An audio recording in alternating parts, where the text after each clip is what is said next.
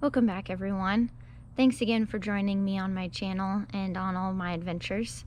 On today's ride, we are going to talk with Jared again and find out what he went through when he was first getting into motorcycling and how he ended up choosing his first motorcycle.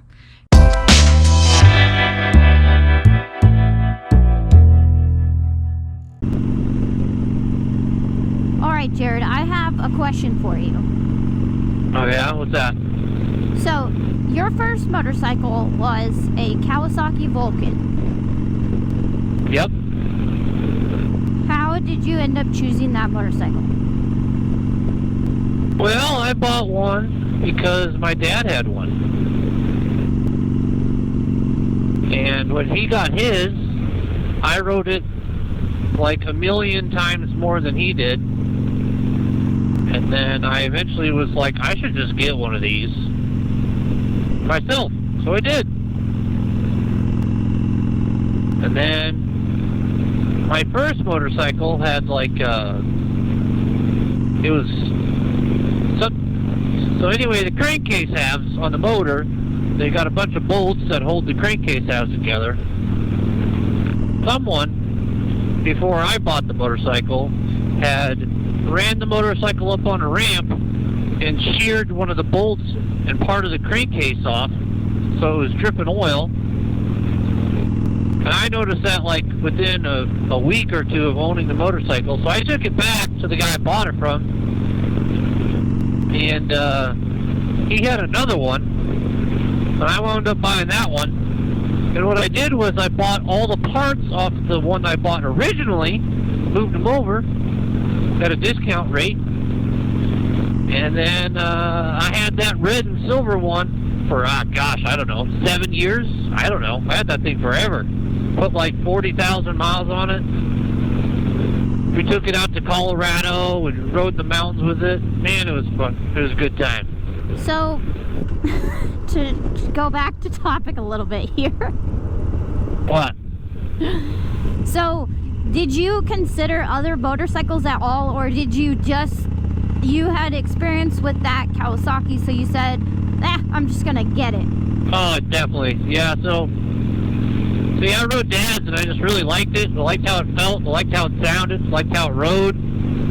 I was like, I'll just get one of these. I know I like this thing, so I'll just get one of these. And you didn't look or test ride any other bikes? Nope. I just found a used one that I liked and I bought it.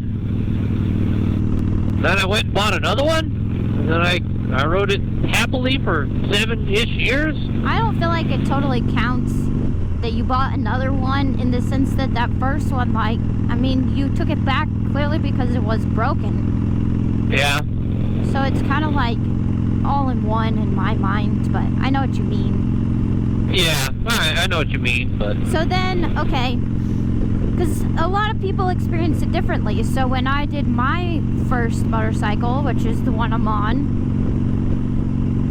we went and looked at a bunch of stuff. But part of the reason we looked at a bunch of stuff is because you had experience with motorcycles, and so we were already just going and looking at them for fun. And then, I think too, part of it is you grew up in a small town where you had dirt bikes and four-wheelers, and so you had some comfort with that type of vehicle, yeah? Yeah. So would you say that makes a big difference when you're, you know, like, what made you ride your dad's motorcycle for the first time? Because it's awesome. But more, I don't know. Give us more detail. I mean, what did you ride on before that? What made you think that motorcycle was so awesome? I don't know. I mean, like you said, I rode four-wheelers and racing four-wheelers. I rode dirt bikes and stuff. And really, I came home from college that day, and I was like, man, Dad got a motorcycle. I want to go for a ride on it. So I just took off, and I just rode it. You're kind of a little hellion, and your family has some hellion-like genes, so I feel like, have you ever been scared? You know, like the first time you just went and got on it. How about the first time you were on a dirt bike or on a four-wheeler? Was it nerve-wracking, or did you just say, this will be fun? No, I really thought, I was more on the this is going to be fun side. I mean, I think the first time I rode a dirt bike was kind of nerve-wracking because it's so much different. First time you ride something with two wheels, but I mean, realistically, it is different from riding a bicycle, but it's not all that much different. It's you know, motorized, yeah. And if you have one that doesn't have a lot of power to it, you probably, I don't know, did you take it, do you remember if you took it slow, or did you just go rip-roaring the very first? No, that first dirt bike I ever rode, I'm pretty sure was my buddy Dylan's parents. I can't remember if it was, they had a Honda 200 that had like, the piston rings were shot, so it like made like no power.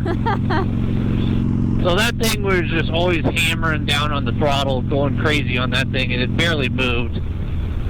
Or it might have been, they also had a little 125cc Yamaha that was like a little kiddie pit bike. It was just a little tiny thing. And Look, it's a pony. yeah. Look at that little guy. Aww. He's like, Mom, it's cold. I'm pretty sure, side note to interrupt, that this is the way home. This is the way home? I mean, it's sort of, yeah. I'm pretty sure that this road will take us eventually back the direction we need to go. I guess we'll find out. This is how I ride. This is like probably sort of new to you, because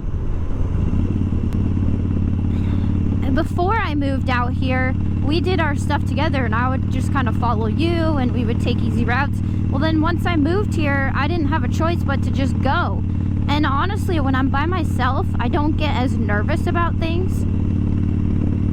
So this is how I do probably like 95% of my riding now, is I just say, oh, I'm gonna go this way. And this is a bad idea actually, I need gas.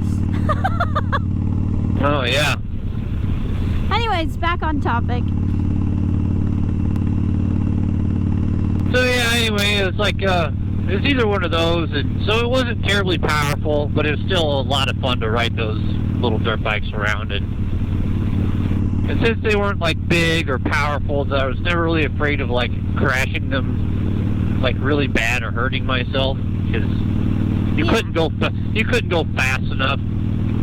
And I already knew what it felt like to really wreck hard. I mean, I had that 450 Yamaha racing four-wheeler, and that thing would absolutely haul. And I crashed that thing up like a bunch of times at like full speed, multiple occasions. And I mean, I walked away from all those, so. I think we should check, because I don't want to run out of gas. Alright, is your light on or what? No. Oh, well then. But I have 132 miles on this tank. Do you want to stop, or do you want to risk it? No, let's stop and look where we are. We should definitely turn left, but. Do you think you could handle the Road King back into town? What? You're gonna let me ride the Road King?